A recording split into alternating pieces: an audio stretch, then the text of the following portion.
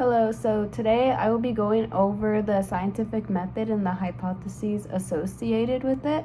In order to do this, I'm going to explain the difference between null and alternative hypothesis, type 1 and type 2 errors that can be associated with the researching, and then the difference between independent and dependent variables.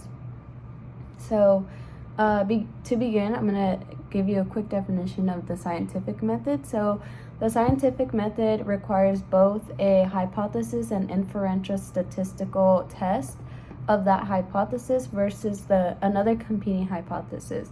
So in this case, we're going to have to use like a null hypothesis and an alternative hypothesis, which I am going to explain right now. So going over the different type of hypothesis, we have beginning like the research hypothesis, which is a hypothesis you can investigate using a t-test or analysis of variance, so the ANOVA, and it is what a researcher believes that will occur. So that's your research hypothesis.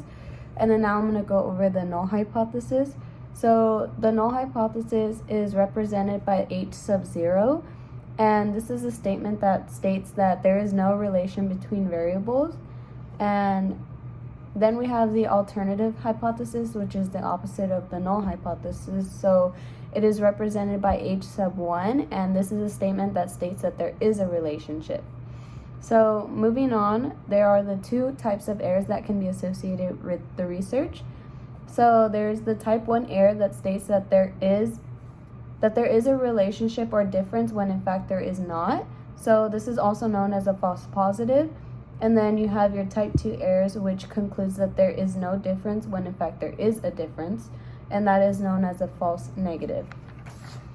And then finally, I'm going to go over the independent and dependent variables. So a dependent variable is the consequence, presumed effect, and outcome that is measured, whereas the independent is the presumed cause, and it is the predictor, and it is also measured by research. Thank you.